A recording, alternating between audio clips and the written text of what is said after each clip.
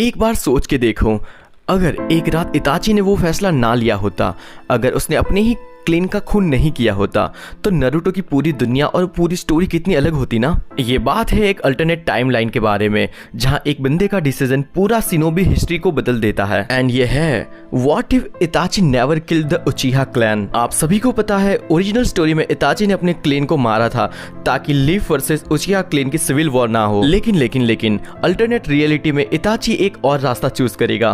उस रात जब डेंजो और एल्डर उसे उचिहा क्लेन को खत्म करने के लिए कहता है, इताची मना कर देता। वो सारुतोबी के पास जाके सब सच्चाई बता देता है और होकागे जो पीस चाहते थे वो भी इताची पे ट्रस्ट करते हैं। तो इससे रिजल्ट क्या आता? वॉर रुक जाती बिना खून खराबे के, और इताची बन जाता ब्रिज बिटवीन लीफ और उचिहा क्लैन, एक रियल हीरो जिसे सब रिस्पेक्ट करेंगे। और यकीन करो, इसके बाद जो स्टोरी चेंज होगी इताची के अकेले के एक डिसीजन से, वो काफी ज्यादा डिफरेंट होने वाली है।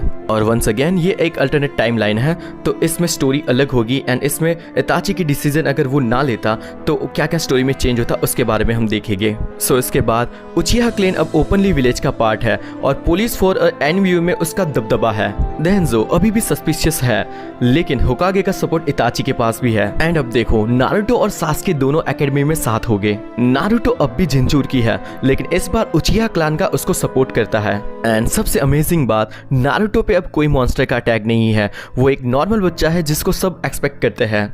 और हमारा इताची दोनों को गाइड करता है, एक टीचर की तरह, एक बड़े भाई की तरह। और ऑब्वियस सी बात है, अगर उचिहा क्लैन का सफाया होता ही नहीं तो सासुके का कोई रिवेंज का स्टोरी होता ही नहीं। अब इमेजिन करो, सासुके एक ऐसा लड़का है जिसका पूरा कैरेक्टर डेवलपमेंट रिवेंज पे बनाया गया है, लेकिन अब तो वो रिवेंज ही नहीं होता है। उसके अंदर का वो गुस्सा, वो अंधेरा, वो सब कुछ अब खत्म है। लेकिन सासुके का अब एम्बिशियस है कि उसके गोल्स है, उसका ड्रीम्स है, और उसको इताची को मारना नहीं है, उसको सरपास करना है। और नारुतो और सासुके की दोस्ती तो पहले जैसी है, एक दूसरे को पुश करना, लेकिन इस बार हेल्दी राइवलरी में। और हमारी team 7 strong of all time, और हमारे जिराया सेंसे और इताची दोनों मिलके दोनों बच्चों को ट्रेन करते हैं, नारुतो और सासुके को।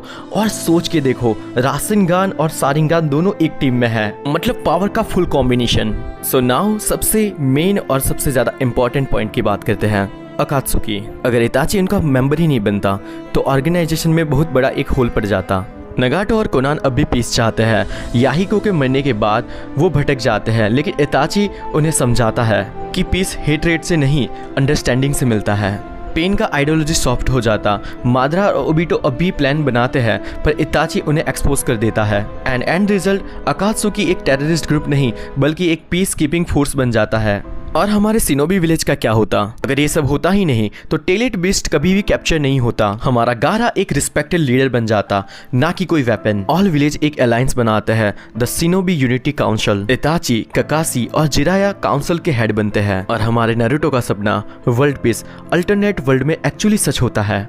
सो स्टोरी का द लास्ट थ्रेट। लेकिन भाई, डार्कनेस कभी भी पूरी तरह खत्म नहीं होती है। माद्रा अब भी जिंदा है, उसे लगता है ये पीस फेक है। वो शैडो रिलम से वापस आता है और एक लास्ट वॉर छेड़ता है, लेकिन इस बार उसके सामने 3 लोग हैं, इताची, नारुतो और Sasuke. I mean Sasuke. 3 generation, 3 ideology, एक ही गोल, ट्रू पीस। एक फाइनल एपिक बैटल होगी जहां भाई भाई मिलकर दुनिया बचाते हैं। अब हमारा फाइनल मोमेंट आने वाला है। बैटल के एंड में फाइनली माद्रा गिरता है।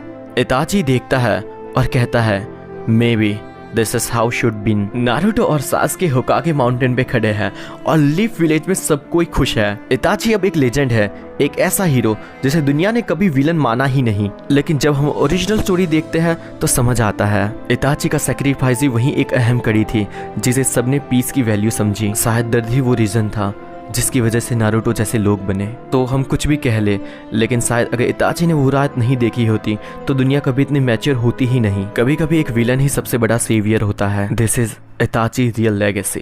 सो मैंने शॉर्ट में एक्सप्लेन करने की कोशिश की है, अगर इताची वो डिसीजन ना लेता तो क्या क्या चेंज होता। लेकिन सच बोलूँ तो ओरिजिनल स्टोरी सबसे बेस्ट है, क्योंकि उसमें सेक्रीफाइस, उसमें दर्द, उसमें सब कुछ है जो चाहिए, जो इंसान को डेवलप होने में हेल्प करता है। और सबसे बड़ी बात, वो रियलिटी में सेक्रीफाइस का मतलब समझाती है। सो हमारे हीरो इताची के लिए इस वीडियो को लाइक करना, चैनल को सब्सक्राइब करना।